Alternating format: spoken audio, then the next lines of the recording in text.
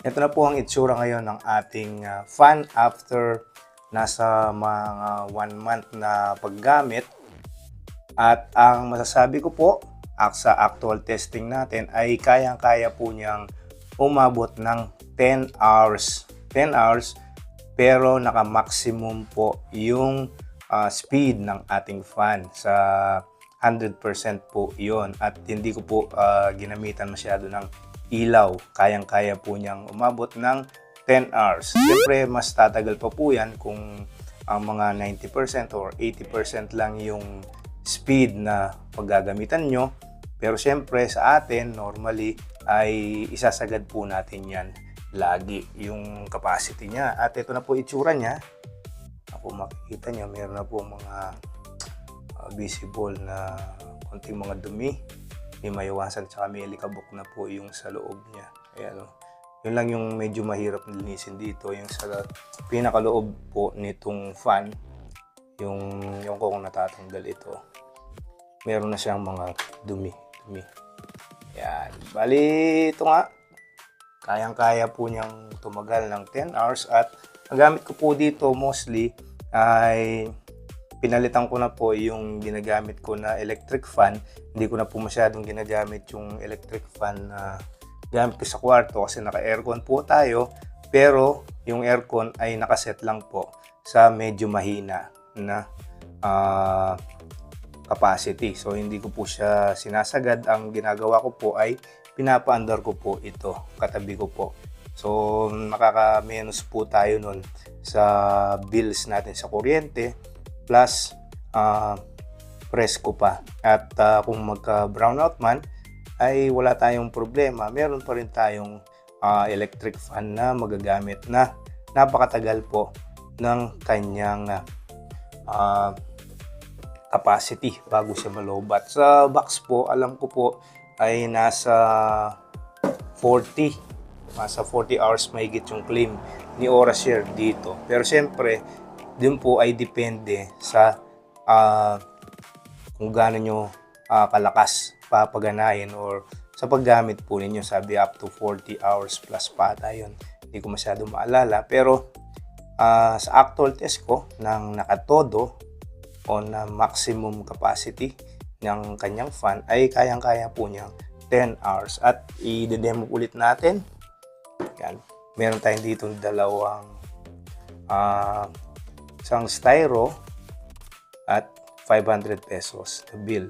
Ngayon, susubukan nating paliparin yung ating 500 pesos at styro. Gamit po itong ating Orashare na fan. Ayan, kitang-kita ang lakas. Diba? So, gawin natin. Bibitawan natin dito yung ating una natin yung styro. Okay? Testing. Tras lang tayo ng konti. Ayan. Isa, dalawa, tatlo. Ayan. So, kayang-kaya, di ba? Kayang-kayang lipari. Ayun, ando na. Yung ating ayun, ang layo na. So, napakalayo na ni styro. Subukan naman nating liparin ngayon itong ating 500 pesos. 500 pesos. Yan. Yun, lumipad na agad. Yun o, yun nyo, layo. Kayang-kaya pa rin yung hanginan. O, yung 500 pesos. Kahit sobrang layo naman.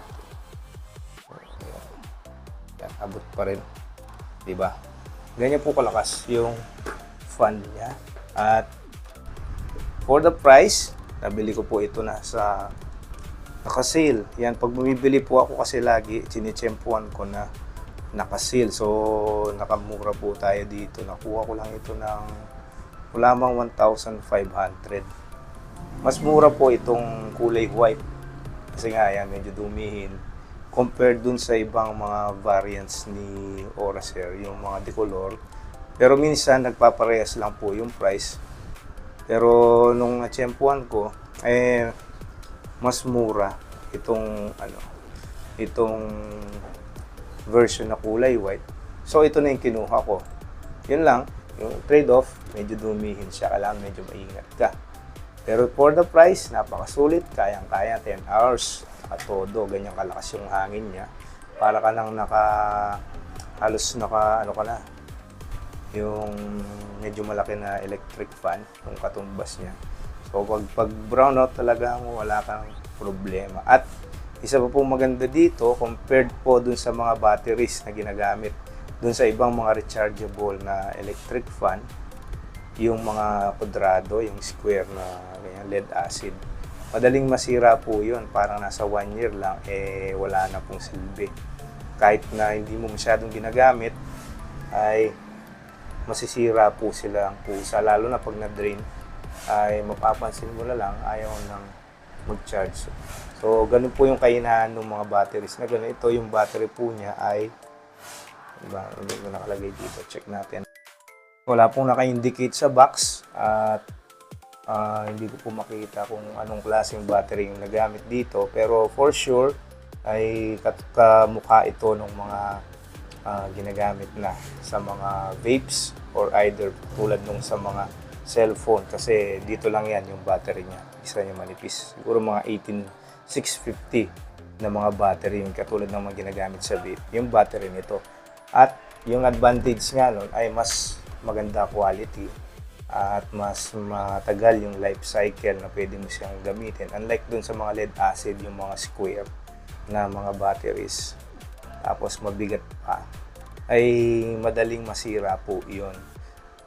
So yan po itong actual na pag-testing natin itong AuraShare na high-speed desktop fan na 20 mAh or mAh, yan, 20 milliamp hour na capacity. Meron pong isang version, parang nasa 10,000 ata yung capacity doon o mas mababa yung capacity.